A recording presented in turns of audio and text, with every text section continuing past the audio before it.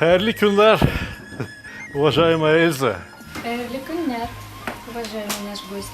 Мне сказали, что вы умеете готовить очень вкусные татарские национальные блюда. И глядя на этот набор продуктов, я в это уже охотно верил. Тут что у вас там? Головы гусиные? Это утиные, Утиные головы. лапки, крылышки, шейки, пупки, желудочки, да? Слушайте, судя по всему, меня сегодня ждет очень вкусный какой-то супчик. Нет, А? это будет беляш. Что вы мне рассказываете, татарские народные сказки? Вот это вот хорошо подходит для балича. Вот тут мясо я вижу, ну вот пусть у тебя утиная грудка, да, или бедрышки? Да, это и бедрышки, Да, и вот грудка и лук, картошка, это все для балича. А это все, я не знаю, это для супа какого-нибудь хорошо подошло бы. Я бы прям Самый с собой домой вкусный, забрал. Самый вкусный беляш с бульончиком. В головах и то, что в присутствии лапах, это очень полезно и очень вкусно. Я вас уверяю. Ах, вот какой у вас тонкий подход. Но если это балич, то это пирог. Если это пирог, то это, разумеется, в первую очередь тесто. Тесто или начинка, что вперед? Вперед тесто. Сначала мы делаем тесто, потом переходим к начинке. А вот это вся прелесть, вот это вот... как раньше говорили, собачья радость. Нет, это будет очень вкусно, еще раз повторюсь, я вас уверяю. Это надо варить? Это надо в беляше внутри, это все испечется в беляше. Да.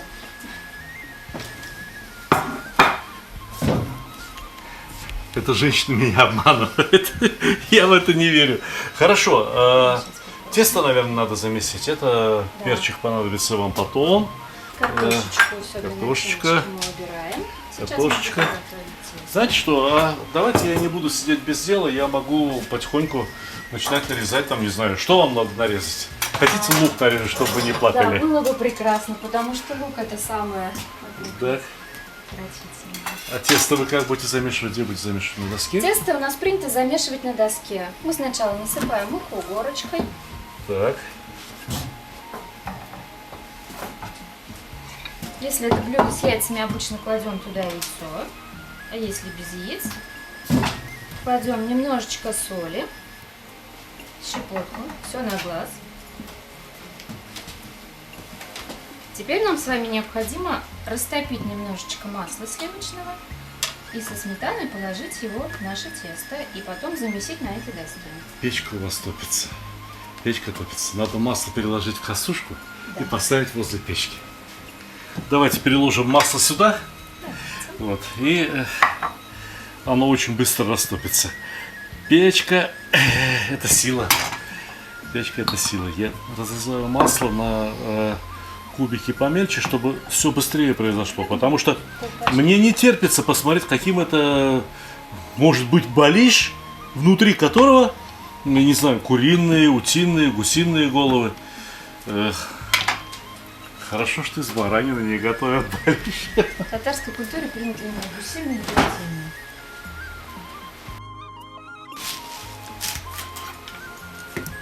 Так, мы кладем- Сметаны сколько? Стаканчик? Я кладу полстаканчика, потому что у нас еще будет сливочное масло. Давайте ложками посчитаем. Раз, два. 3 больших, хороших столовых ложечек. Такие щедрые ложки, Да, да? щедрые ложки. Ну, расскажите о себе немножко, Эльза, пока у нас масло топится. Расскажите, кто вы есть? Я являюсь руководителем мясоперерабатывающего предприятия. Вот как. Да. Ой, как там наше масло? Сейчас, одну секундочку, я достану. Осторожно, горячо. Печка! Миш! Ух, как горячо! Знаете, кажется, я немного перегрел масло. Пусть постоит, остынет. О, аж закипело. А пахнет как пахнет. Вы бы знали, как пахнет масло, когда его вынимают из печи. Скажите, пожалуйста, вот бывает печь, ну такая прям, такое прям устойчивое словосочетание, русская печь. А бывает татарская печь? Да, однозначно, да, потому что у нас было принято все в печи готовить обязательно. Очень принято именно топленое масло везде использовать, утиное, гусиное. Чем же отличается русская печь от татарской? Либо наоборот, давайте. Чем татарская печь отличается от русской. На татарской печи нет лежанки. Потому Нет что лежанки. хочешь согреться, поработай у печки. Вот, например, лук можешь порезать и согреешься. Абсолютно Да. верно. Ну, налейте мне, пожалуйста, масло. Осторожненько. Все масло выливаю? Нет, достаточно. Я думаю, достаточно. Зачем же мы растопили так много? Я думал, там будет все масло. Вот хоть тесто бы получилось бы вкусненькое, если бы... Оно Да. нам еще пригодится, топленое масло. Мы его еще будем сейчас использовать. Эльза, какое замечательное тесто вы замесили. Давайте я помогу вам его раскатать. Сталик, а вы так хорошо нарезали и мясо, и картошку, и лук. Вы где этому этому специально учились? Ну вот ездим по Татарстану, нам показывают. Балиш мы снимаем уже не первый, правду скажу. И я понимаю, конечно, что балиш для Татарстана это практически как плов для Узбекистана. На первый взгляд кажется одно и то же, но на самом-то деле еще ни одного балиша не повторялось. Какие специи вы используете для фарша? Скажите, пожалуйста. Для фарша мы кладем соль и перец. Ничего лишнего. И перемешиваем, замешиваем наш фарш.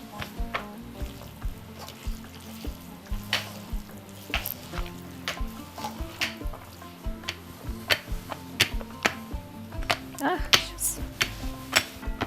Эльза, ну вот я теперь спросить хочу, вы и вправду хотите положить все эти головы и ноги в фарш, в начинку? Да, абсолютно верно. Мы сейчас с вами выложим тесто, потом выкладываем весь фарш.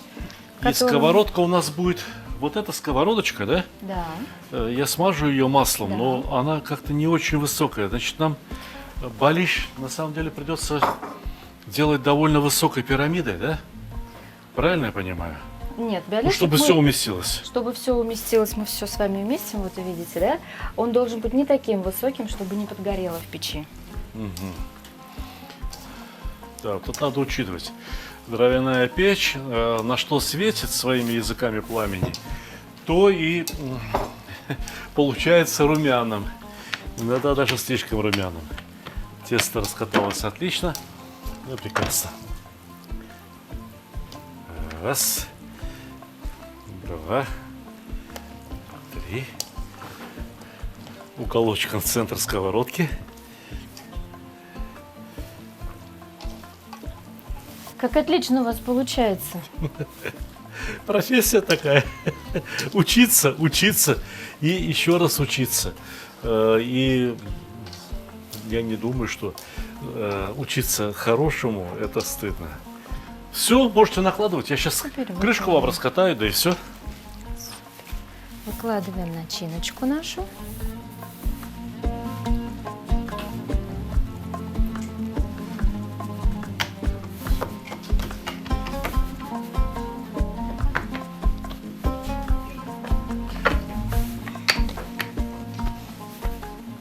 Шейки выкладываем. Я спросить хочу. Ну вот раньше, когда собирались готовить балиш, ну сколько уток могли зарезать одним разом? Ну, если это была большая семья, то две, но обычно это была одна утка, Значит, либо один гусь.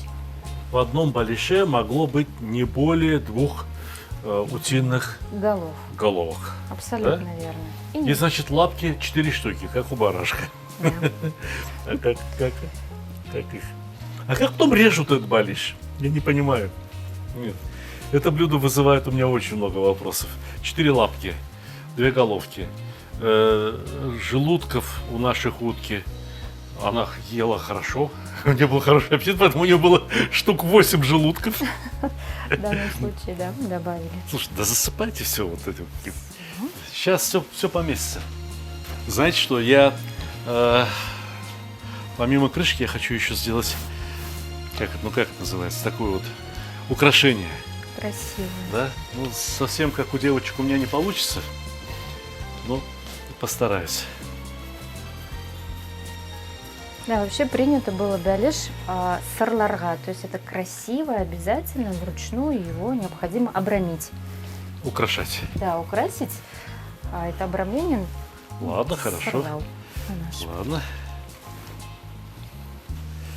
Давайте так. Сегодня я прохожу экзамен на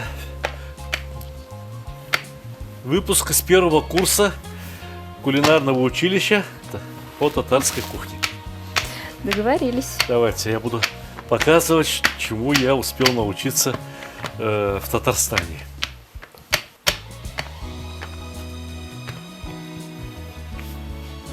Ну что, можно крышку накрывать? Да, давайте накроем крышкой и будем его И вот здесь красиво я уже знаю, я точно знаю, что здесь посередине обязательно надо сделать такое отверстие, Обязательно. чтобы пар выходил. Да. Чтобы так. бульон остался в беляше внутри, а не вытек. А Это очень у важно. нас, скажи, пожалуйста, а у нас есть бульон, которым мы потом будем заполнять балиш? А вообще несколько видов беляшей. Вот этот беляш, он сам по себе получится с бульоном. И необходимости заливать бульон в этот беляш А масло? не будет. А масло сливочное, топленое, либо утиное, либо гусиное топленое масло принято заливать. Беляш как раз вот через эту нашу дырочку. Уже, После запекания. то есть не сейчас? Нет, не А сейчас. то я бы и сейчас мог налить. Он Так. будет очень наваристым, будет очень вкусным. Ну и давайте, поэтому вы со своей маслечко стороны, а я сам- со своей стороны. Вот такие сладочки.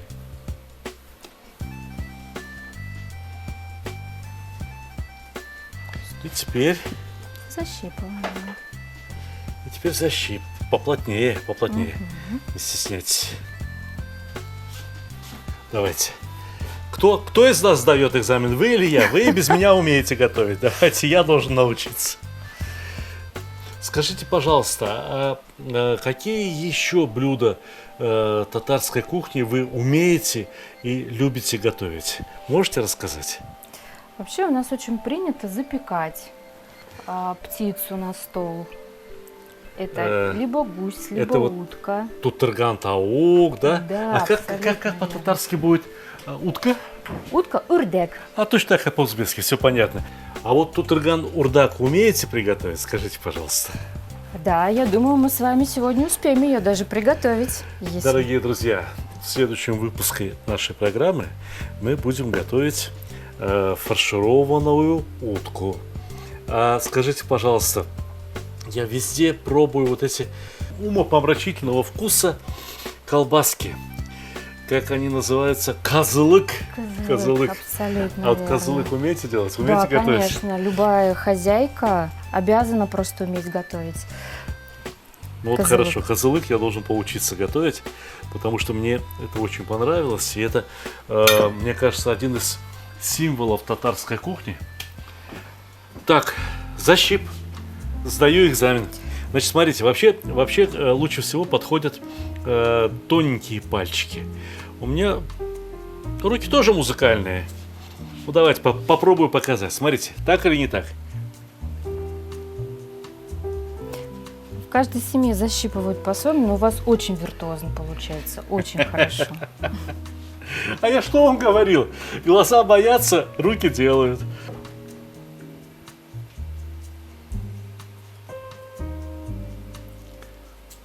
Знаете, ну, это практически такое украшение, сделанное мужскими руками.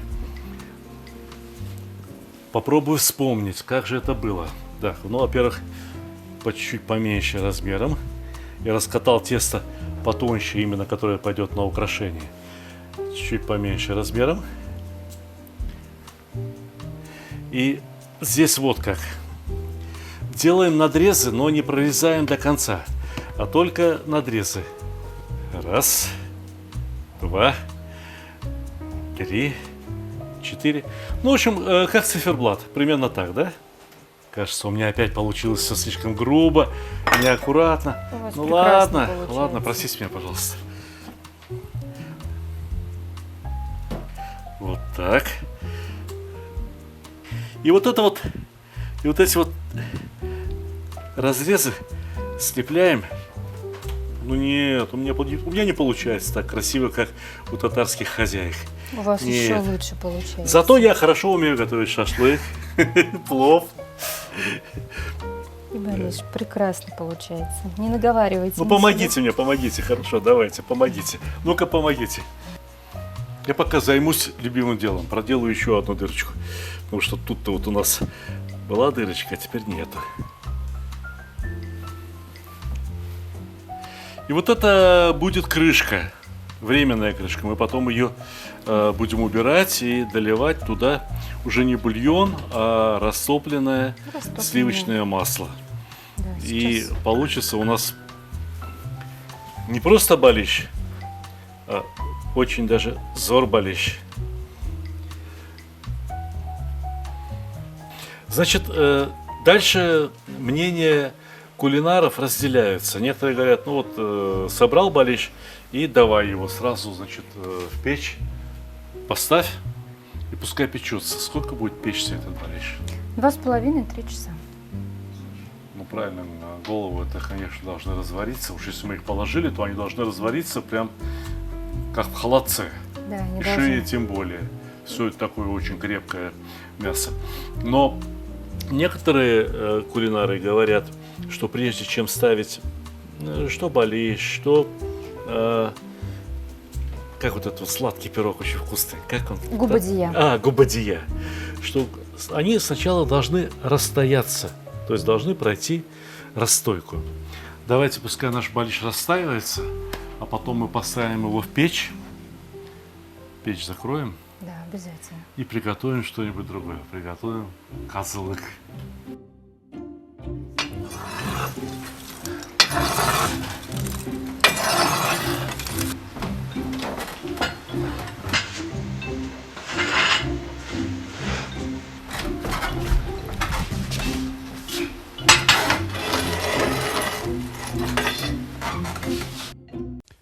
Счастье кулинара. Знаете, почему я так назвал эту книгу? Дело в том, что я стал счастливым человеком только тогда, когда начал заниматься исключительно кулинарией, моим любимым делом. А как же я стал кулинаром? Эта книга во многом автобиографическая. Только и биографию свою я рассказываю не когда родился, где крестился и так далее. Я рассказываю в этой книге, что я любил кушать в детстве, что для меня готовила мама, бабушка, другие родственники. Например, что готовили при моем рождении. Вот будет смеяться, готовили не плов, готовили пельмени в день, когда я родился. То, что я, как уже говорил, очень любил в детстве. То, что мы с супругой стали готовить, когда создали семью. И вот вся история нашей семьи рассказана через вот эти блюда, которые мы готовили вместе. Баварские сосиски. Ждали вы от меня такого блюда? Вот, например, салат по-уйгурски из требухи. Этому салату я научился уже когда вполне осознанно занимался кулинарией. Картофельный салат, но не обычный, как все готовят, а уникальный, с особым вкусом. Маринованные баклажаны. Знаете, надо вот один раз взяться, замариновать и очень долго радовать. Как приготовить там малосольные огурцы, соленые огурцы, как приготовить бочковые помидоры соленые, как законсервировать помидорчики и огурчики. Одним словом, здесь рассказано о блюдах на все случаи жизни. Корейские, узбекские, русские, вот даже испанское, пожалуйста, гаспачо. Здесь масса блюд со всего мира. Все то, что помогает нам, я имею в виду нашей семье, жить очень вкусно и счастливо. Я от всей души желаю такого же счастья всем хорошим людям. Мороженое. А как не побаловать внуков мороженым? Знаете, как они любят мороженое? О, куличи. Одним словом, эту книгу, по моему мнению, должна иметь каждая хорошая семья, увлекающаяся кулинарией. Купить эту книгу можно только в моем интернет-магазине stalik.ru. Она не продается ни в каких других интернет-магазинах, не продается на маркетплейсах. Stalik.ru вам помогут выбрать другие книги в подарок вашим друзьям. Если вы купите 2 книги, либо 3 книги, там постоянно проходят какие-то акции, скидки, то одну книгу вы можете получить даже бесплатно. Одним словом, обращайтесь на сайт, звоните, пишите. Мы будем вам очень рады.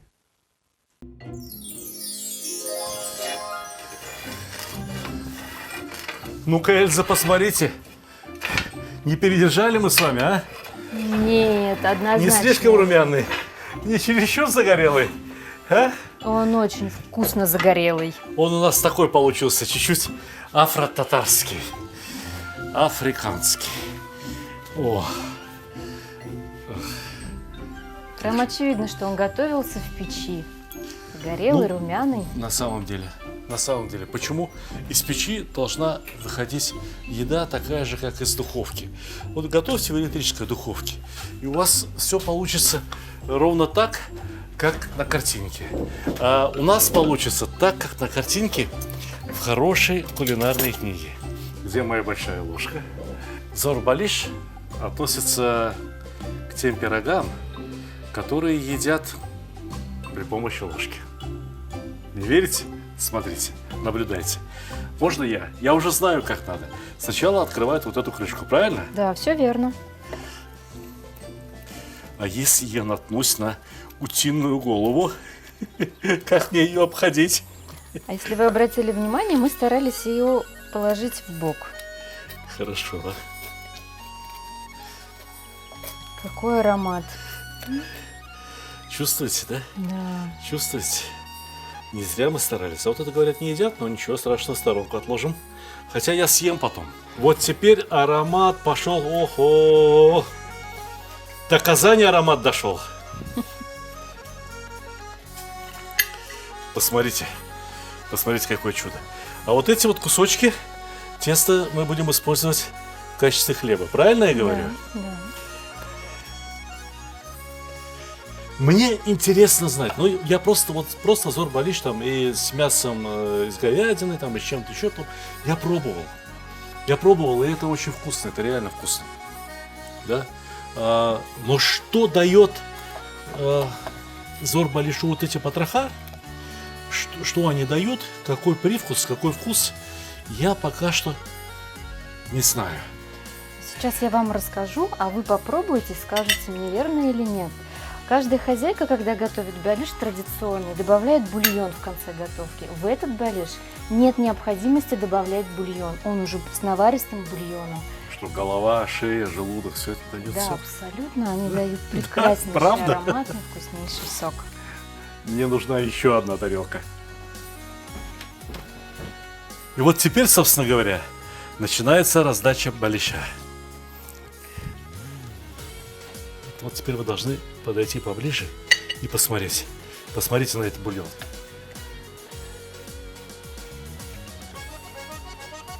Вот. Вот такая красота. Вот это и предстоит нам сфотографировать. А потом я попробую. Эльза, разрешите, несмотря ни на что, попробовать? Знаете, вот этот бульон на глазах превращается в холодец. На самом деле все вот эти косточки, головки, шейка, они дали именно то, о чем мы говорили. Основу бульона. Они выделили массу коллагена. Это самый, пожалуй, что ароматный белок.